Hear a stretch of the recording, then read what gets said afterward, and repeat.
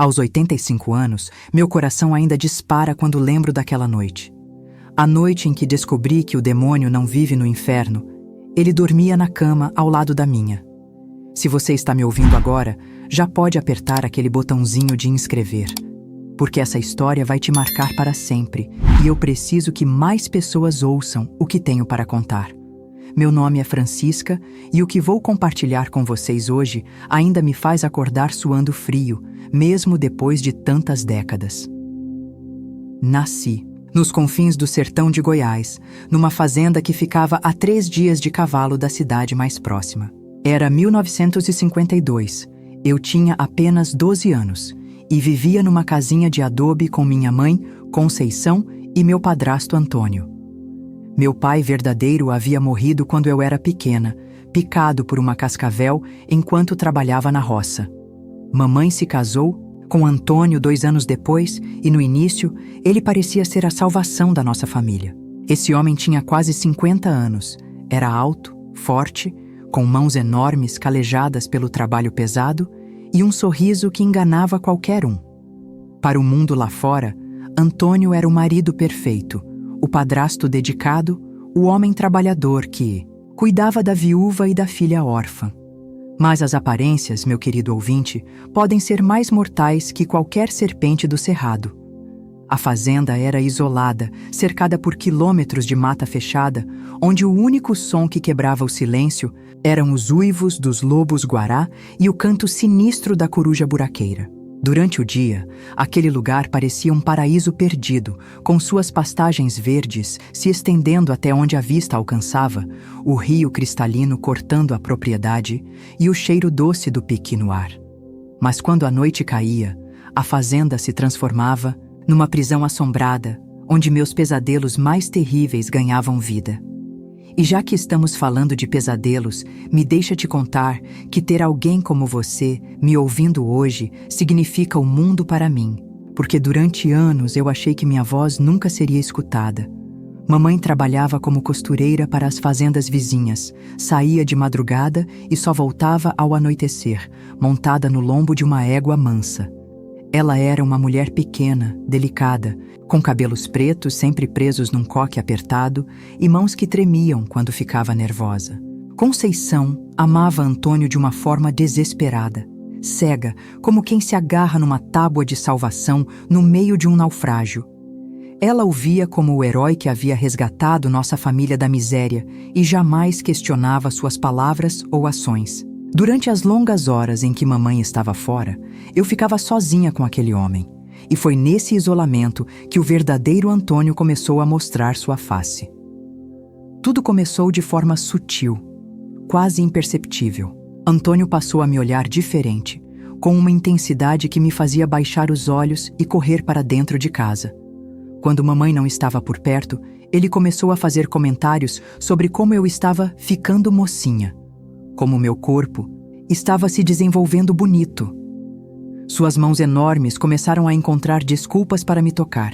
Um afago no cabelo que durava tempo demais, um aperto no ombro mais forte que o necessário, uma brincadeira de me fazer cócegas que me deixava sem ar.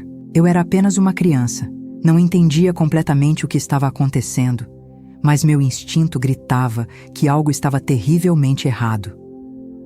O cerrado começou a sentir diferente ao meu redor. As árvores retorcidas pareciam garras querendo me agarrar, o canto dos pássaros soava como lamentos de almas penadas, e até o vento quente que soprava pelos campos trazia um cheiro de putrefação que me enjoava. Durante as refeições, Antônio se sentava muito próximo de mim, sua respiração pesada batendo no meu pescoço enquanto eu tentava comer. Ele começou a inventar tarefas que exigiam que eu ficasse sozinha com ele no celeiro, na casa de ferramentas, em lugares isolados, onde ninguém poderia nos ver ou ouvir. E nesses momentos, suas mãos se tornavam mais ousadas, explorando partes do meu corpo que nem eu mesma conhecia direito. Eu tentava contar para a mamãe, mas as palavras se embaralhavam na minha garganta. Como explicar para uma mulher apaixonada que o homem que ela adorava estava me tocando de forma estranha? Como fazer ela entender que o herói dela era meu carrasco?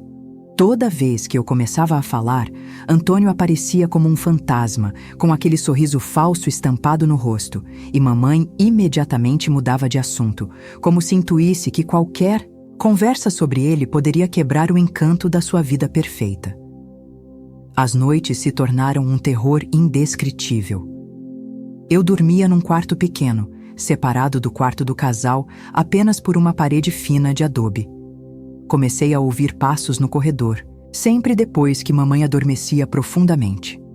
O ranger da porta do meu quarto se tornou o som mais aterrorizante do mundo para mim.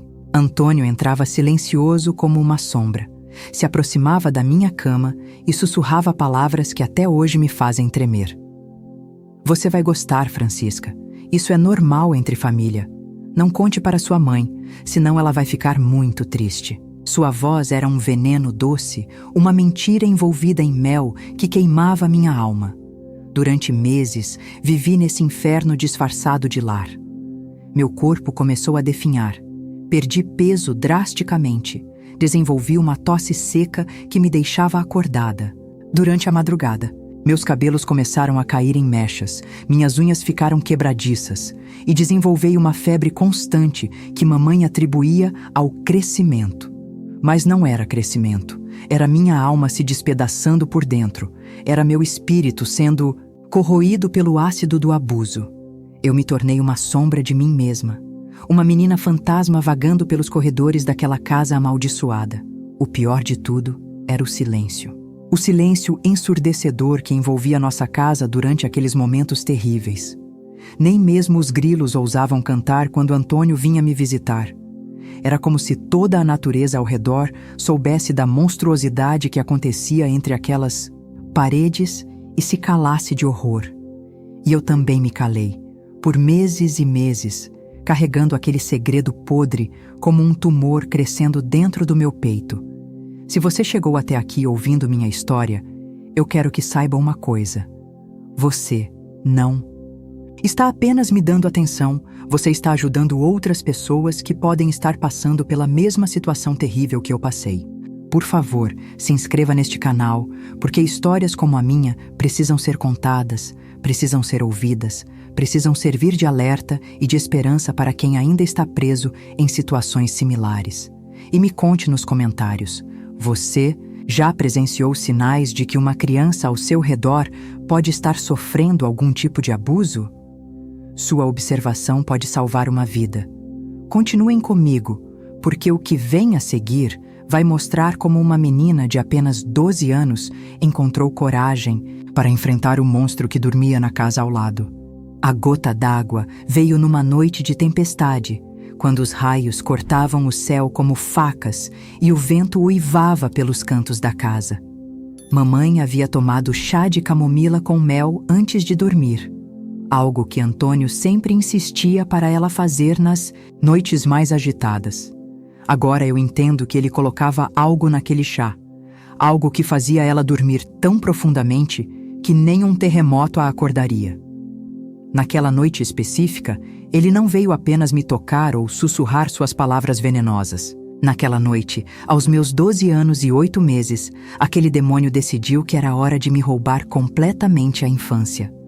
Quando senti suas mãos enormes me segurando com força, quando ouvi sua respiração pesada no meu ouvido, dizendo que agora eu seria sua mulherzinha de verdade, algo dentro de mim se partiu de forma irreversível.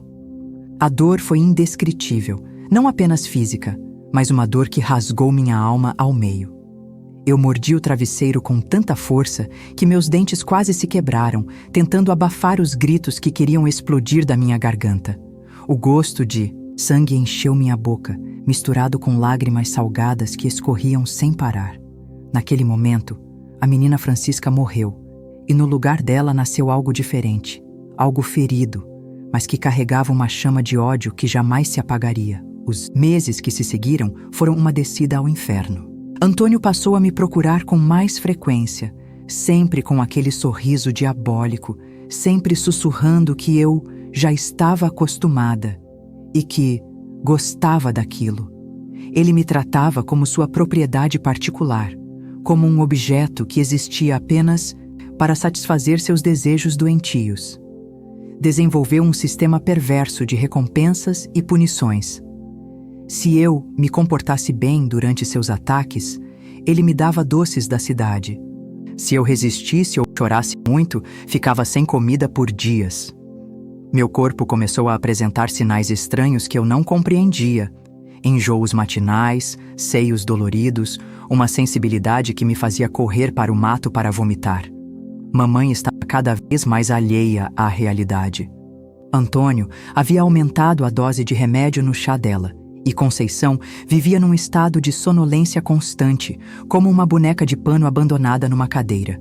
Quando tentava falar comigo, suas palavras saíam arrastadas, confusas, e seus olhos tinham aquele brilho vidrado de quem está sob efeito de substâncias. Ele havia criado a situação perfeita: uma esposa drogada e uma enteada aterrorizada demais para falar. Durante o dia, quando mamãe estava fora trabalhando, Antônio me forçava a lavar suas roupas íntimas sujas, a preparar sua comida exatamente como ele gostava, a massagear seus pés calejados enquanto ele me olhava com aqueles olhos de predador, saciado. Foi quando percebi que minha menstruação havia parado que o terror real se instalou. Eu era apenas uma criança, mas já havia ouvido as mulheres da região conversando sobre barriga, sobre bebês que nasciam quando a menstruação sumia. A realidade me atingiu como um raio. Eu estava carregando o filho daquele monstro. O filho do demônio estava crescendo dentro de mim, fruto de meses de tortura e violência. Naquela noite, me tranquei no banheiro e chorei até não ter mais lágrimas, olhando minha barriga ainda lisa e sentindo um ódio tão profundo por aquela vida que crescia ali dentro que cheguei a cogitar me jogar do telhado da casa. Mas foi exatamente nesse momento de desespero total que algo mudou dentro de mim. Olhando meu reflexo no espelho rachado do banheiro, com o rosto inchado de tanto chorar e os olhos vermelhos de dor, eu tive uma revelação que salvou minha vida. Eu não ia morrer ali. Não ia deixar aquele monstro vencer. Não ia permitir que ele destruísse completamente tudo o que eu poderia ser. Naquele instante, a menina assustada deu lugar a uma jovem guerreira, disposta a lutar por sua sobrevivência com todas as forças que ainda restavam em seu corpo exausto. Comecei a planejar minha fuga com a precisão de um estrategista militar. Durante as longas tardes em que ficava sozinha, explorei cada centímetro da fazenda, memorizei cada trilha que cortava a mata, identifiquei os horários exatos em que os vizinhos mais próximos costumavam estar acordados. Descobri que a cerca dos fundos tinha uma passagem por onde o gado às vezes escapava e que, seguindo o riacho por cerca de 10 quilômetros, eu chegaria na estrada que levava à cidade. Guardei pedaços de pão seco embaixo da cama, ajuntei algumas moedas que encontrava pela casa e escondi uma faca de cozinha entre meus poucos pertences. Antônio não suspeitava de nada. Na verdade, ele parecia cada vez mais confiante, mais relaxado, como um predador que tem certeza de que sua presa jamais conseguirá escapar. Chegou ao ponto de me deixar sozinha por períodos mais longos, saindo para a cidade ou para visitar outras fazendas, sempre me avisando que sabia exatamente onde me encontrar se eu tentasse alguma besteira. Ele não fazia ideia de que estava lidando com uma menina que havia descoberto que preferia morrer tentando escapar do que continuar vivendo naquele inferno. A oportunidade perfeita surgiu numa terça-feira do mês de outubro. Antônio havia viajado para a capital estadual para vender gado, uma viagem que duraria pelo menos 4 dias.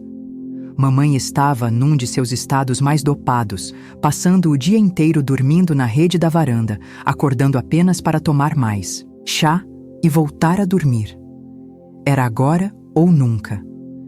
Na madrugada daquela quarta-feira, quando nem os galos haviam começado a cantar, eu me levantei silenciosamente. Vesti minha roupa mais resistente, amarrei meus cabelos firmemente e saí pela porta, dos fundos como um fantasma fugindo de sua própria assombração. A caminhada pela mata foi aterrorizante. Cada som me fazia parar e olhar por cima do ombro. Cada sombra entre as árvores parecia ser Antônio, vindo me buscar para me arrastar de volta àquele inferno. Meus pés descalços sangravam nas pedras pontiagudas, galhos cortaram meus braços e pernas, e o medo fazia meu coração bater tão forte que eu tinha certeza de que todos na região poderiam ouvi-lo.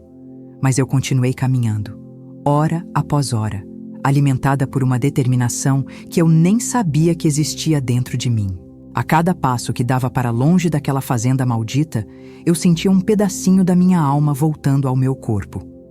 Quando finalmente avistei as primeiras casas da periferia da cidade, já era meio-dia, e eu estava exausta, faminta, com febre, alta e sangrando. Não tinha para onde ir, não conhecia ninguém, não tinha dinheiro suficiente nem para comprar um pão. Mas estava livre. Pela primeira vez em quase um ano, eu estava respirando ar que não estava contaminado pela presença daquele demônio. Sentei-me debaixo de uma árvore na praça central e chorei, não de desespero, mas de alívio. Eu havia conseguido. Tinha escapado do inferno com vida, carregando dentro de mim a prova viva do que havia sofrido, mas determinada a transformar aquela criança em símbolo da minha vitória, não da minha derrota. Foi ali, sentada naquela praça empoeirada, com o sol batendo no meu rosto e o som de crianças brincando ao longe, que descobri que a verdadeira luta estava apenas começando. Escapar do monstro havia sido apenas o primeiro passo.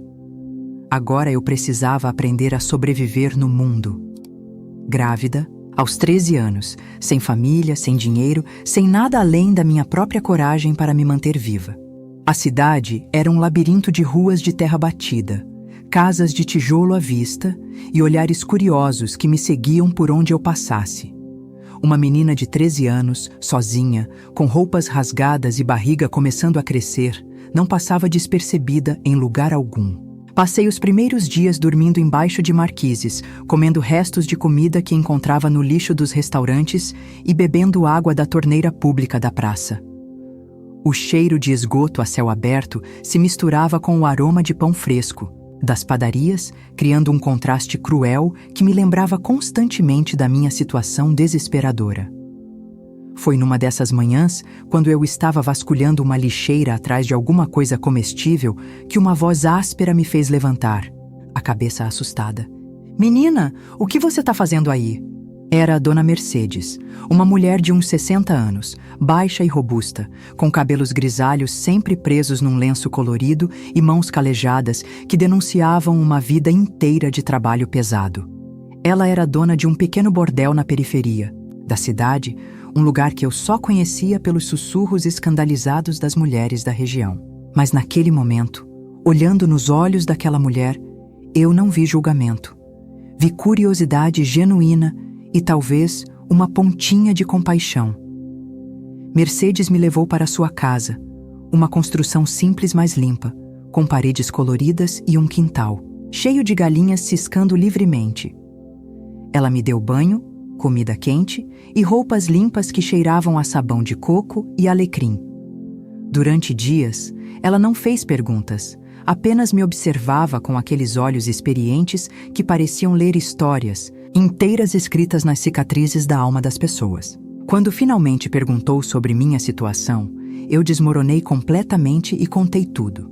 Sobre Antônio, sobre os abusos, sobre a gravidez, sobre a fuga desesperada através da mata. Mercedes ouviu tudo em silêncio, apenas balançando a cabeça de vez em quando, como quem já havia escutado histórias similares muitas vezes antes.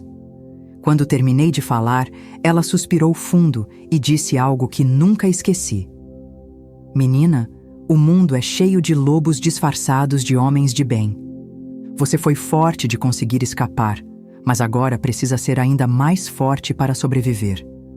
Ela me ofereceu abrigo temporário em troca de ajuda com os afazeres domésticos, e pela primeira vez em meses, eu dormi uma noite inteira sem pesadelos. Vida na casa de Mercedes era diferente de tudo que eu havia conhecido. Durante o dia, era uma residência comum, com ela cuidando do jardim, cozinhando para nós duas e me ensinando bordado e costura. Mas quando a noite caía, a casa se transformava. Homens de todos os tipos chegavam discretamente. Fazendeiros, ricos, comerciantes da cidade, políticos locais, padres que removiam as batinas antes de entrar. Mercedes comandava tudo com punho de ferro, mas sempre com respeito pelas mulheres que trabalhavam para ela. Ela deixou claro desde o início que minha condição me isentava de qualquer trabalho desse tipo, mas que eu precisava entender como funcionava aquele mundo se quisesse sobreviver nele. Foi Mercedes quem me explicou os sinais da gravidez que eu não entendia, quem me levou numa parteira da cidade para confirmar que eu estava mesmo esperando um bebê, e quem me ajudou a tomar a decisão mais difícil da minha vida até aquele momento. Francisca, ela disse numa tarde enquanto bordávamos na varanda, você tem duas escolhas. Pode tentar se livrar dessa criança, coisa que é perigosa e pode te matar, ou pode levá-la até o fim e decidir o que fazer depois. Mas qualquer escolha que fizer tem que ser sua, não minha, não de mais ninguém. Passei noites inteiras acordada, com as mãos na barriga que crescia devagar, tentando decidir o destino daquela vida que se desenvolvia dentro de mim. Como amar um filho que foi concebido através de tanta violência? Como criar uma criança, sendo eu mesma ainda uma criança? Mas quando senti o primeiro movimento do bebê, uma pequena ondulação suave como uma pena tocando minha pele por dentro, algo mudou definitivamente no meu coração. Aquela criatura inocente não tinha culpa dos pecados do pai. E talvez, apenas talvez, ela pudesse ser minha redenção ao invés da minha condenação. Mercedes me ensinou coisas que nenhuma escola jamais ensinaria. Como identificar homens perigosos pela forma como olhavam para as mulheres, como negociar preços e condições, como se proteger física e emocionalmente, como transformar trauma em força. O poder de uma mulher, ela costumava dizer, não, tá entre as pernas, tá na cabeça. Homem que pensa só com o que tem embaixo da barriga é fácil de manipular. Ela me mostrou que eu podia usar minha história de sofrimento como uma arma, que podia fazer os homens se sentirem culpados o suficiente para me ajudarem financeiramente sem exigir nada em troca. Conforme os meses passavam e minha barriga crescia, desenvolvi uma estratégia de sobrevivência que era ao mesmo tempo simples e brilhante. Eu me posicionava na porta da igreja principal da cidade nos domingos, vestida com roupas modestas que Mercedes me emprestava, e contava minha história para as famílias ricas que saíam da missa. Não mentia. Apenas omitia alguns detalhes sobre onde estava morando atualmente. Falava sobre o padrasto abusivo, sobre a fuga através da mata, sobre estar esperando um filho aos 13 anos e não ter para onde ir. As mulheres choravam, os homens baixavam os olhos envergonhados e as moedas caíam no meu chapéu como chuva em dia de tempestade. Mas nem tudo eram flores nessa nova vida. Alguns homens que me viam na igreja começaram a aparecer na casa de Mercedes, perguntando especificamente por mim. Queriam consolar a pobrezinha grávida, ofereciam dinheiro extra para cuidar de mim durante a gestação.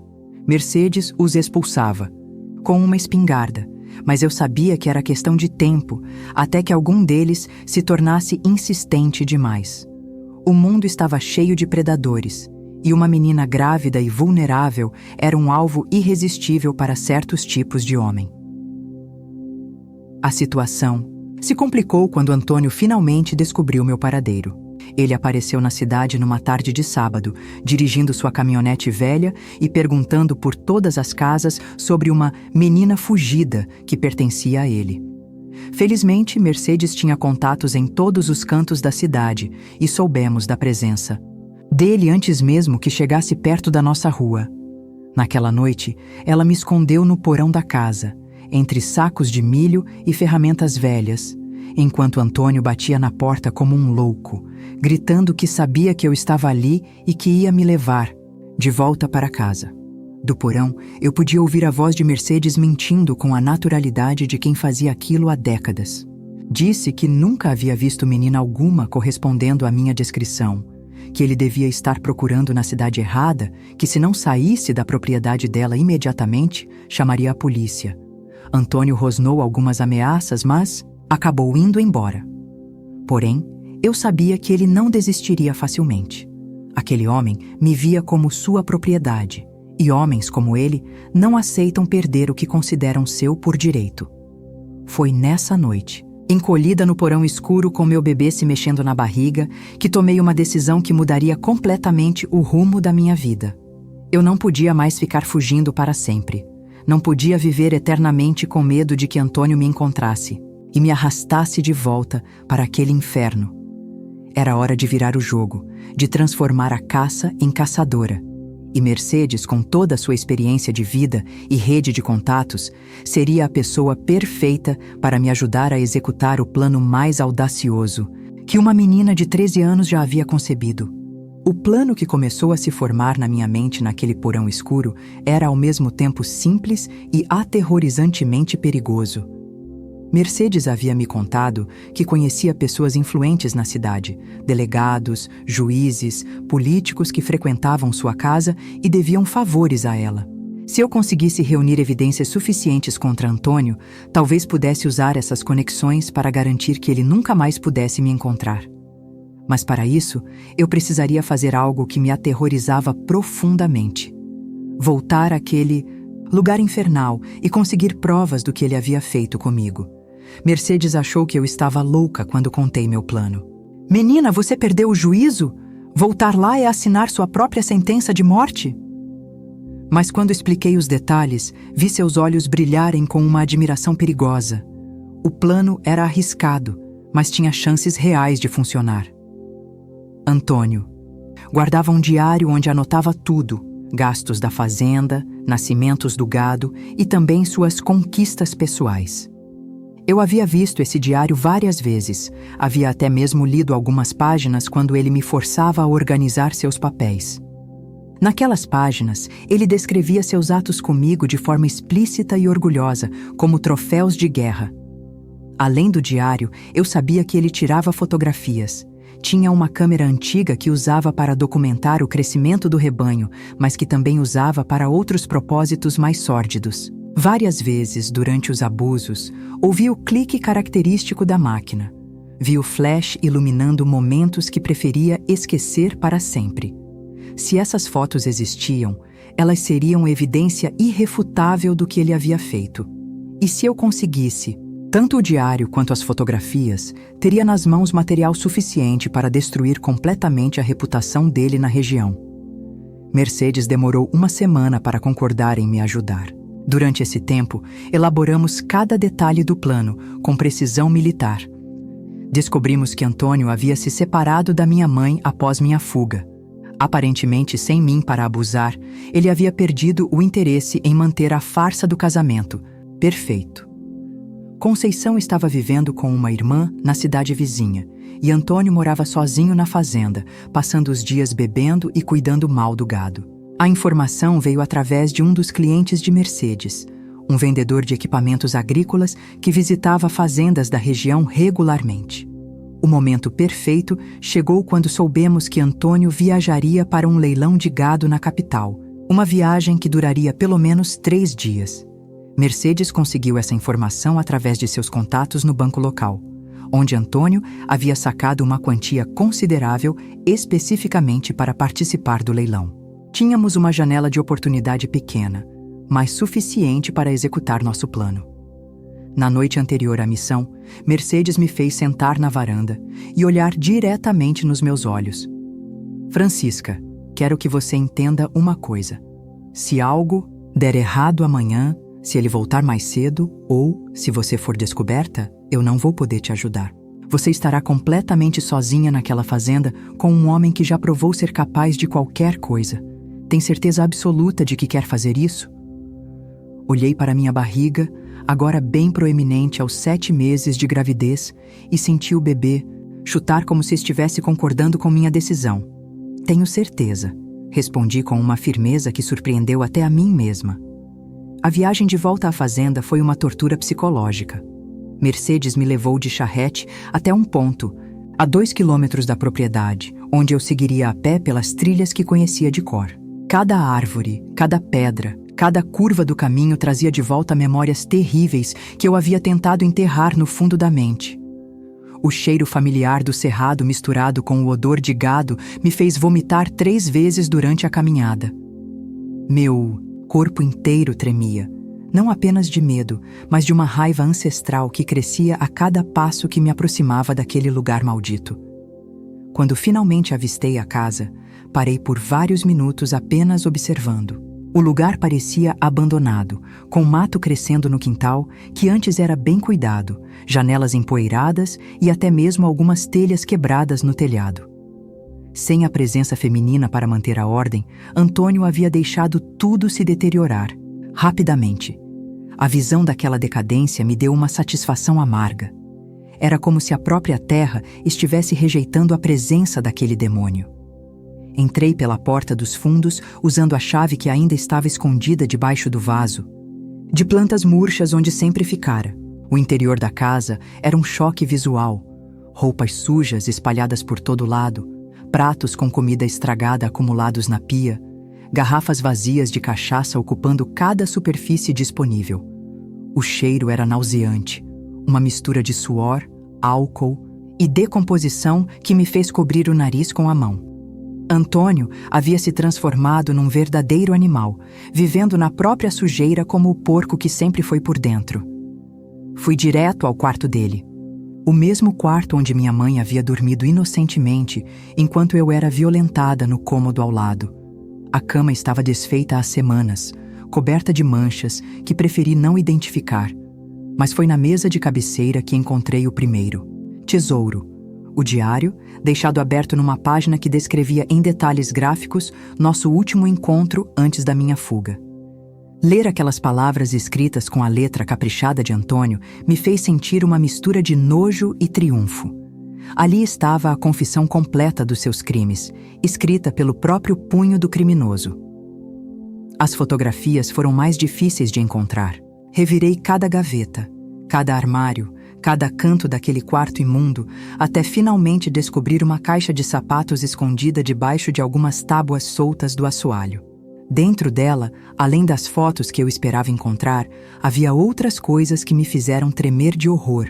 Recortes de jornal sobre meninas desaparecidas na região, mechones de cabelo de cores diferentes amarrados com fitas e mais fotografias de outras meninas que eu não reconhecia.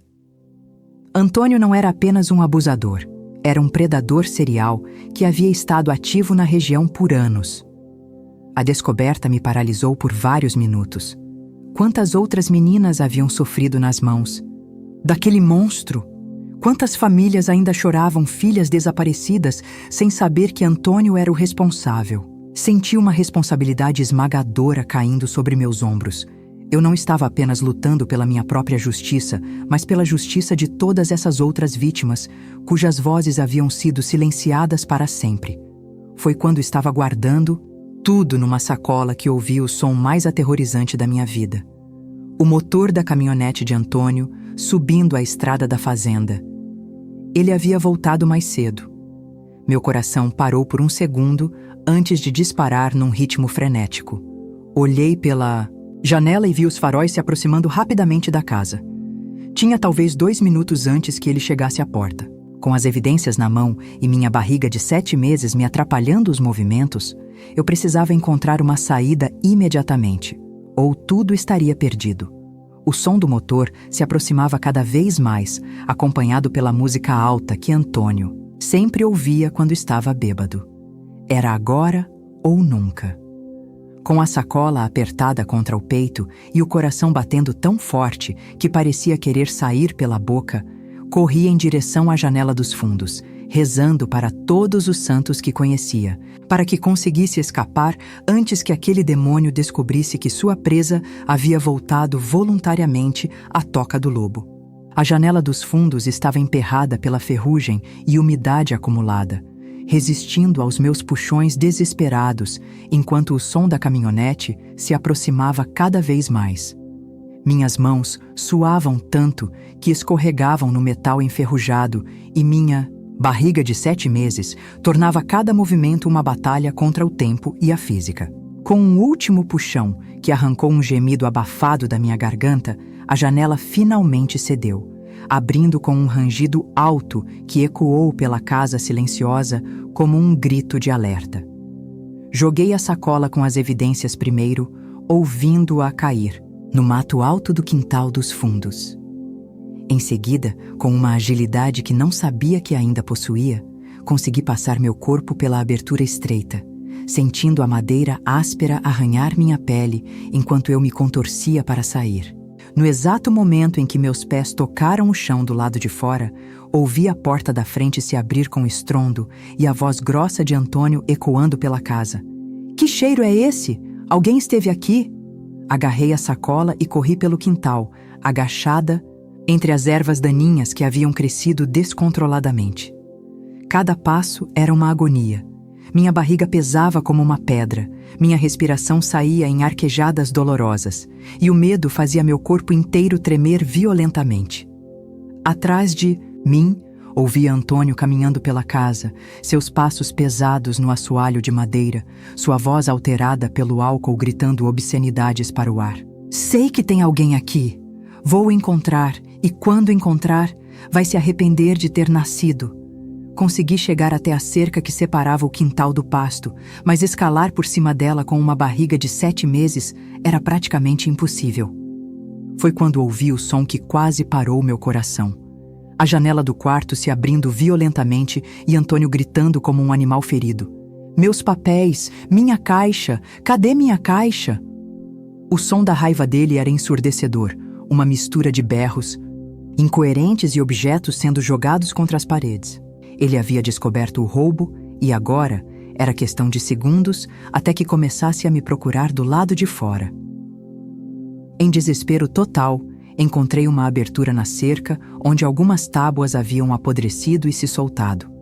Rastejei por baixo, sentindo a madeira podre arranhar minhas costas e prender minha roupa.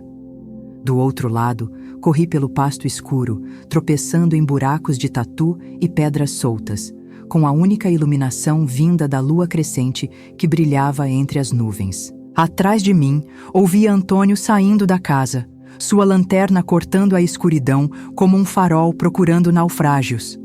"Francisca, sei que é você, sua vagabunda. Volta aqui agora." Sua voz carregava um ódio tão profundo que parecia fazer as próprias árvores se curvarem de medo. O som dos passos dele na terra seca ecoava pelo pasto, cada vez mais próximo. Ele conhecia aquela terra melhor que eu, sabia todos os atalhos e esconderijos. Era uma questão de tempo até que me alcançasse, e quando isso acontecesse, eu sabia que não sairia viva dali. Foi quando pisei num buraco profundo e caí com força, sentindo uma dor lancinante subir pela perna direita. Tentei me levantar, mas meu tornozelo não aguentava meu peso. A sacola com as evidências voou longe com o impacto, e eu a vi sumir na escuridão entre o capim alto. Lágrimas de desespero escorreram pelo meu rosto, enquanto eu rastejava no chão, tentando encontrar a sacola e ao mesmo tempo escutar os passos de Antônio se aproximando cada vez mais. "Achei você, sua cadela!" A voz dele explodiu na escuridão, mais próxima do que eu imaginava. A luz da lanterna iluminou meu rosto, cegando-me temporariamente e me fazendo levantar as mãos para proteger os olhos. Antônio estava a menos de 20 metros de distância, caminhando em minha direção com a determinação de um predador que finalmente havia encurralado sua presa. Até mesmo na escuridão, eu podia ver o sorriso diabólico estampado no rosto dele. Pensou que podia roubar minha propriedade e sair impune? Pensou que podia me humilhar e fugir? Ele se aproximava devagar, saboreando cada segundo do meu terror. "Você vai devolver tudo que roubou e depois vai pagar por cada dia que me fez procurar por você. E dessa vez, quando eu terminar com você, ninguém vai encontrar nem os ossos." Foi nesse momento de desespero absoluto que senti algo se mover dentro da minha barriga. Não o movimento normal do bebê, mas algo diferente, mais urgente. Uma dor aguda cortou meu abdômen como uma faca, seguida por uma sensação de umidade quente entre as pernas. Minha água havia rompido. O bebê estava vindo, ali no meio do pasto, com Antônio a poucos metros de distância e morte certa esperando por mim. "Não, não agora", gemi, mais para mim mesma do que para ele. Mas a natureza não esperou minha conveniência. Outra contração, mais forte que a primeira, me dobrou ao meio de dor. Antônio parou de andar, confuso pela minha reação inesperada. Mesmo na sua embriaguez e raiva, ele percebeu que algo estava acontecendo. O que foi agora? Mais uma das suas dramatizações? Ele riu com escárnio, mas manteve distância. Pensa que vou cair nessa encenação? Mas quando a terceira contração me fez gritar involuntariamente, um grito de dor pura que ecoou pela noite, vi a expressão dele mudar. Até mesmo um monstro como Antônio reconhecia os sons de um parto quando ouvia. A contração seguinte foi tão intensa que me fez vomitar. O sabor azedo da bile se misturou com o gosto de sangue na minha boca e senti meu corpo inteiro se preparar para expulsar a vida que carregava há 7 meses. Era cedo demais. O bebê não estava pronto, mas o trauma e o estresse haviam desencadeado o trabalho de parto prematuramente. Entre a dor física excruciante e o terror de estar fazendo isso sozinha, no meio de um pasto escuro, com meu abusador me observando, eu senti que estava perdendo a sanidade.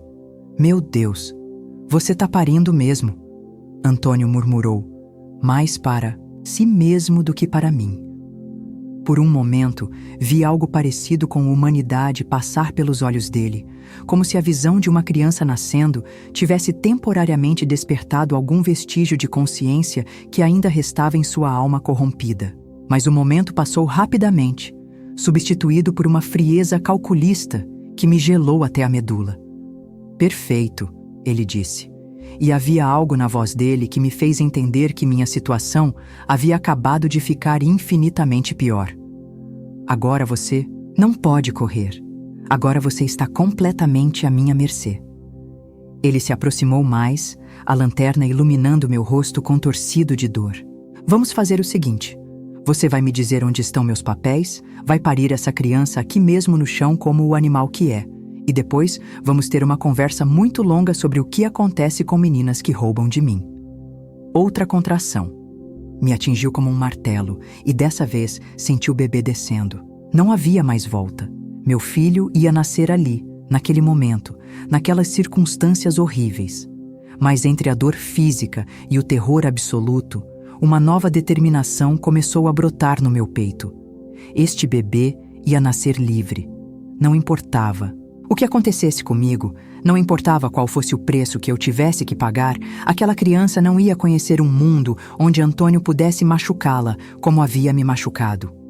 Com as mãos tremendo violentamente, consegui apalpar no chão até encontrar uma pedra pontuda. Se Antônio se aproximasse mais, se tentasse tocar em mim ou no meu bebê, eu lutaria até o último suspiro. Porque agora eu não era mais apenas uma menina aterrorizada. Eu era uma mãe, e uma mãe faria qualquer coisa para proteger seu filho. A pedra estava gelada na minha mão, mas eu a segurei como se fosse minha única conexão com a vida. Outra contração devastadora me varreu, e dessa vez senti a cabeça do bebê coroando. Não havia mais tempo, não havia mais escolhas. Meu filho estava nascendo ali, naquele pasto escuro, sob o olhar diabólico do homem que havia destruído minha infância. Mas entre gemidos de dor, algo extraordinário aconteceu. Ouvi vozes ao longe, gritos de homens se aproximando com lanternas. Ali! A luz está vindo dali! Mercedes havia cumprido sua parte do plano. Quando não voltei no horário combinado, ela havia acionado seus contatos na cidade. O delegado que devia favores a ela, alguns fazendeiros vizinhos que detestavam Antônio há anos, e até mesmo alguns homens que frequentavam sua casa e tinham filhas da minha idade. Eles haviam organizado uma busca, e o barulho dos nossos gritos os havia guiado até nós. Antônio se virou como um animal acuado, a luz de sua lanterna tremulando nervosamente entre mim e as vozes que se aproximavam. Por um momento, vi algo que nunca havia visto nos olhos dele antes. Medo genuíno. Ele sabia que se fosse encontrado ali comigo, numa situação como aquela, nem toda sua lábia conseguiria explicar. Isso não terminou.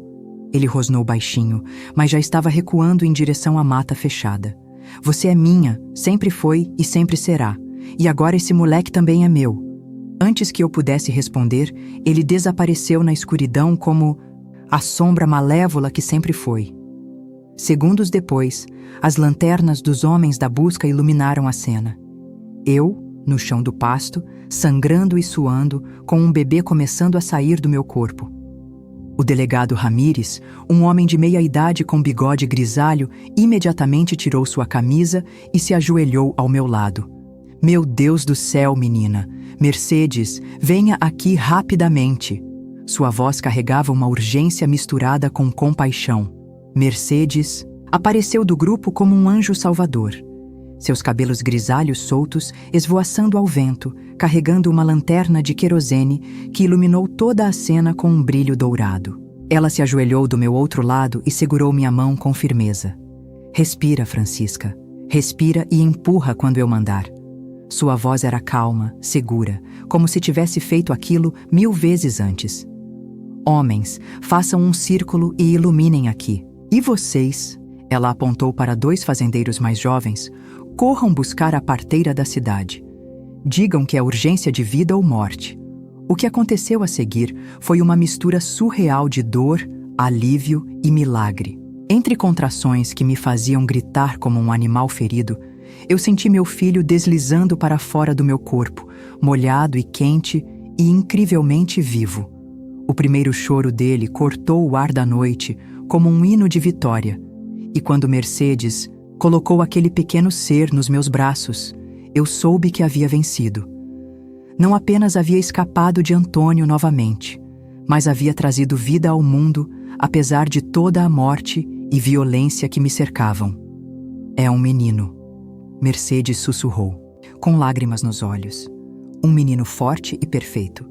Eu olhei para aquele rostinho vermelho e enrugado, para aqueles olhinhos fechados, e senti um amor tão intenso que chegava a doer fisicamente. Este era meu filho, minha redenção, minha razão para continuar lutando. Não importava como ele havia sido concebido, agora ele era meu, completamente meu, e eu faria qualquer coisa para protegê-lo. O delegado Ramírez ajudou Mercedes a me limpar e a enrolar o bebê numa manta que um dos fazendeiros havia trazido. Enquanto isso, outros homens procuraram no pasto até encontrar a sacola com as evidências que eu havia deixado cair durante a queda. Quando viram o conteúdo, o diário, as fotografias, os recortes de jornal sobre meninas desaparecidas, o silêncio que se abateu sobre o grupo foi ensurdecedor. Meu Deus, murmurou o delegado, folheando o diário à luz da lanterna. Este homem, este monstro, quantas meninas ele... Sua voz falhou e vi lágrimas escorrerem por seu rosto barbudo. Francisca, você não salvou apenas a si mesma. Você salvou todas as meninas que ele ainda poderia machucar. Nas semanas que se seguiram, enquanto eu me recuperava na casa de Mercedes com meu filho nos braços, a cidade inteira foi abalada pelas revelações. As evidências que eu havia roubado levaram à descoberta de mais crimes, de mais vítimas, de uma rede de horror que Antônio havia construído ao longo de anos.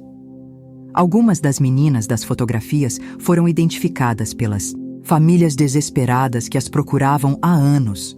Corpos foram encontrados em pontos remotos da fazenda dele.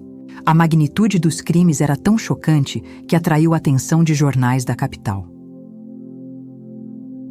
Antônio nunca foi capturado vivo. Uma semana após aquela noite no pasto, encontraram sua caminhonete no fundo de um precipício na serra, com o corpo dele ainda dentro, completamente carbonizado. Alguns disseram que foi acidente, que ele estava bêbado demais para dirigir direito. Outros sussurravam que foi suicídio, que a vergonha de ter seus crimes expostos havia sido demais para ele suportar. Mas eu sempre soube a verdade.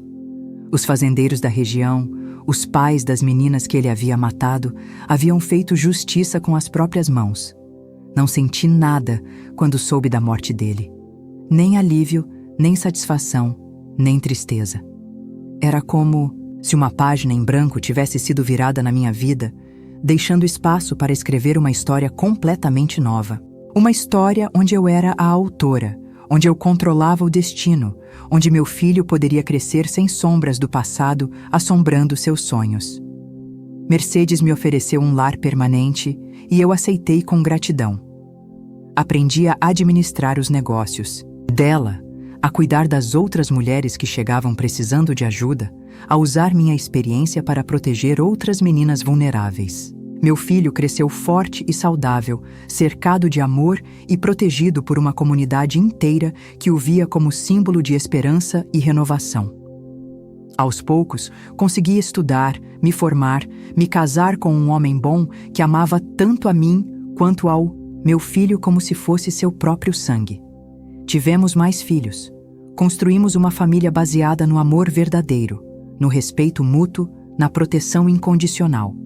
Meu primeiro filho se tornou médico, dedicando sua vida a ajudar crianças traumatizadas. Nunca contei a ele as circunstâncias do seu nascimento.